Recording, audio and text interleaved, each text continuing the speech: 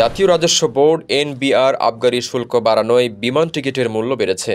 অভ্যন্তরীণ ও আন্তর্জাতিক দুই রুটের যাত্রীদের এখন থেকে বাড়তি দাম দিয়ে টিকিট কিনে ভ্রমণ করতে হচ্ছে। তবে এনবিআর এর প্রজ্ঞাপন জারির আগেই যারা টিকিট কিনেছেন তারা বাড়তি শুল্কের আওতায় পড়বেন না। শুল্ক বেড়ে যাওয়াতে এয়ারলাইন্স কোম্পানিগুলো বাধ্য হয়ে টিকিটের দাম বাড়াচ্ছেন, আর যাত্রীরা বাড়তি দাম দিয়ে টিকিট কিনতে গিয়ে ক্ষোভ প্রকাশ করছেন।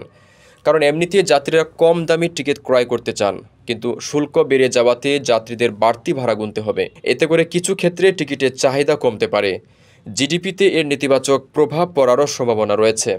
একাধিক সূত্র বলছে, অতিরিক্ত রাজস্ব আদায়ের জন্য সরকার আবগারি শুল্ক বাড়িয়েছে, তবে শুল্ক বাড়ানোর কারণে যাত্রী কমে যাওয়ার শঙ্কা রয়েছে। সংশ্লিষ্ট সূত্রগুলো জানায়, অন্যান্য বছর অর্থ বছরের শুরুতে এনবিআর আবগারি শুল্ক বৃদ্ধি করলেও এবার অর্থ বছরে মাঝামাঝি সময়ে টিকিটের উপর প্রায় 40% শুল্ক বৃদ্ধি করেছে। দক্ষিণ এশীয় আঞ্চলিক সহযোগিতা সংস্থার সার্ক সদস্য দেশগুলোয় যাওয়ার টিকিটের উপর আবগারি শুল্ক 1000 টাকা বাড়িয়েছে, যা আগে 500 টাকা ছিল। এছাড়া সার্কভুক্ত দেশগুলোর বাইরে এশিয়ার অন্যান্য দেশে ভ্রমণের ক্ষেত্রে টিকিটের শুল্ক 2500 করা হয়েছে, যা আগে ছিল 2000 টাকা। একইভাবে ইউরোপ ও আমেরিকার টিকিটের উপর আবগারি শুল্ক 3000 টাকা থেকে বাড়িয়ে 4000 টাকা করা হয়েছে। বিমানের টিকিটের মূল্য বাড়ায় শুধু সংকট হবে এমনটি নয়, এয়ারলাইন্স কোম্পানিগুলোর টিকে থাকা নিয়ে শঙ্কা তৈরি হচ্ছে।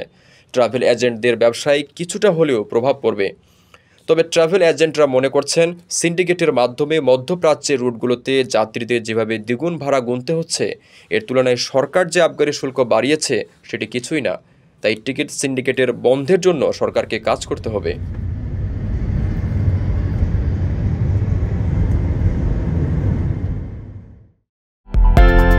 বিদেশ থেকে প্রিয়জনকে উপহার পাঠান প্রবাসী শপের মাধ্যমে। যোগাযোগ করুন স্ক্রিনে দেওয়া নম্বরে।